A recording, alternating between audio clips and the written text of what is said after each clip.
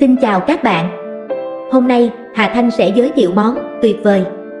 Gỏi cuốn tôm thịt là món cuốn thanh mát chuẩn vị Việt. Cách làm: chuẩn bị nguyên liệu: thịt ba chỉ hoặc thịt chân giò 400g, tôm thẻ tươi 300g, bún tươi 500g sợi bún nhỏ, bánh tráng một gói, rau sống một bó lớn gồm xà lách, rau thơm, húng lủi, húng quế, giá đỗ, hẹ, gia vị, muối, hành tây, gừng, tỏi, ớt băm tùy ý, nước mắm, đường, nước cốt chanh. Các bước thực hiện: rửa sạch thịt, cho vào nồi nước lạnh, thêm một ít muối, gừng và hành tây đập dập.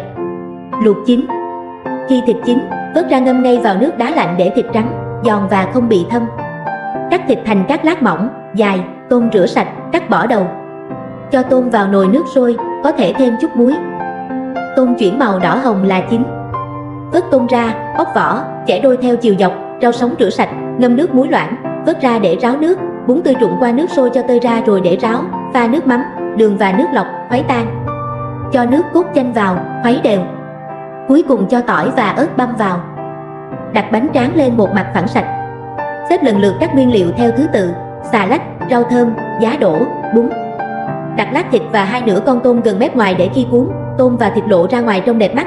Gấp 2 mét bánh tráng vào, sau đó cuộn tròn chặt tay từ dưới lên, trình bày và thưởng thức. Xếp các cuốn gỏi ra đĩa, trang trí đĩa gỏi cuốn với rau thơm. Dọn kèm chén nước chấm chua ngọt. Những điều lưu ý: tôm tươi sẽ cho thịt dai và ngọt nhất. Khi luộc, tôm vừa chín tới là vớt ra ngay để giữ độ giòn. Luôn ngâm thịt vào nước đá sau khi luộc để thịt săn lại, không bị xỉn màu và dễ thái lát đẹp. Nếu dùng rau hẹ, bạn nên chần sơ qua nước sôi khoảng 5 giây rồi vớt ra để cọng hẹ được mềm và xanh đẹp. Cuốn gỏi cần cuộn chặt tay để khi chấm và ăn không bị bung ra. Gỏi cuốn tôm thịt là món ăn phổ biến và được yêu thích bậc nhất trong ẩm thực Việt Nam. Món ăn này chinh phục người thưởng thức bởi sự hài hòa tuyệt vời giữa các nguyên liệu tươi ngon, vị ngọt tự nhiên của tôm tươi và thịt luộc, sự thanh mát của rau sống, xà lách, húng quế, giá đỗ và độ mềm dai của sợi bún. Tất cả được gói gọn trong lớp bánh tráng mỏng dính, tạo nên một món cuốn vừa đẹp mắt lại vừa cân bằng dinh dưỡng. Gỏi cuốn ngon nhất khi được chấm kèm với nước chấm.